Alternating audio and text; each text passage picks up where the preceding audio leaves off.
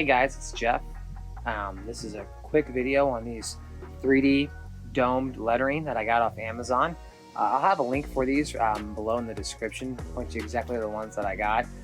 Dude, these have been great. I've had these for about 1.5 years now. They've held up perfectly. When they come from the company, they'll actually come on a piece of paper, all spaced out like this, ready to go. They're very nice.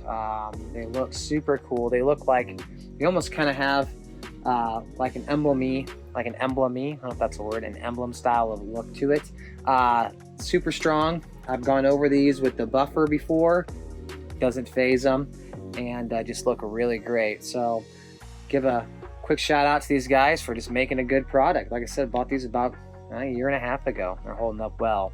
I'm gonna end up getting our boat name, Redzilla, and I'm gonna put these because you can get these custom in all kinds of different shapes and sizes.